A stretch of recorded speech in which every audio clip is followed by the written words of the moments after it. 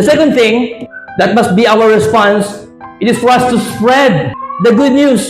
Hindi lamang na hinahanap natin, sinusunod natin ang mabuting balita, ang kalooban ng Panginoon, pero kapag ito'y ating nasumpungan na, we must then spread or share the good news. Verse 17, ang sabi po ng ating talata, pinahagi nila, ipinakalat nila ang mabuting balita na kanilang nasumpungan sa mga taong kanilang nakasalamuha. Again and again, a person's initial reaction after experiencing a breakthrough or success is to happily and excitedly share it to others. Hindi po ba? At yun dapat din bilang isang Kristiyano. Proud ka, happy ka sa iyong pagiging Kristiyano na nasumpungan mo yung mabuting balita ng Panginoon at hindi ka nahihiya doon. Sinishare natin ang mga katagumpayan bilang isang Kristiyano sa ating buhay dahil matik na po yun. Whatever it is that you have experienced from God, hindi ka madamot upang ibahagi ito sa iyong kapwa. Maaaring sinasabi mo, Pastor, nahiya ako mag-share eh. Hindi naman ako kagaya ninyo na pastor, talaga yun yung katawagan na magbahagi ng Word of God.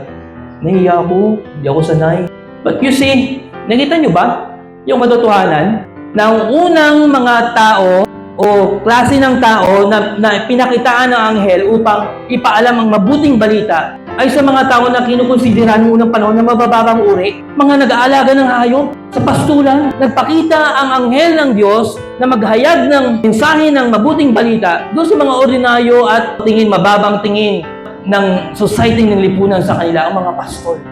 Nagpapakita lamang na wala sa antas ng pinag-aralan o sa antas ng pamumuhay mo, kung ikaw ay gagamitin ng Diyos, gagamitin ka niya upang maihayag ang mabuting balita na nasumpungan mo sa iyong buhay.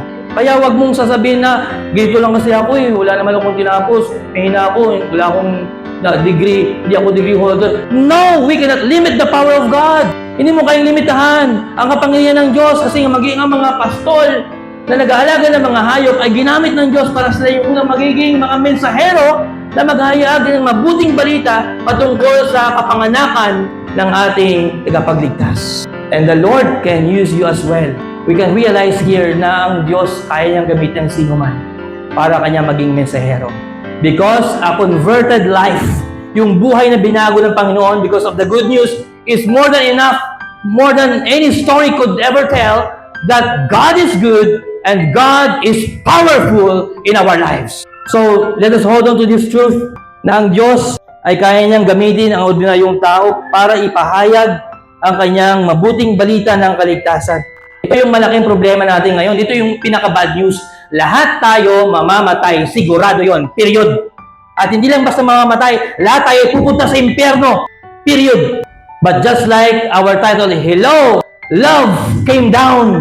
And good news is here na ang ating destinasyon ay kamatayan.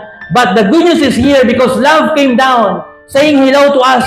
Dito si Kristo ipinanganak upang ang lahat ng mga mamamatay ay pwede pang mabuhay kapag tinanggap nila at kinilala si Kristo na kanilang Panginoon at tagapagligtas at sumampalataya na siya ang Diyos ng buhay ngayon at magpakailanman. That is the good news. Hello, love.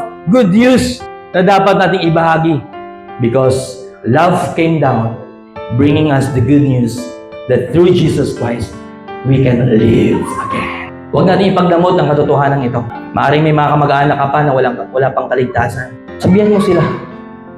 You spread that good news of salvation.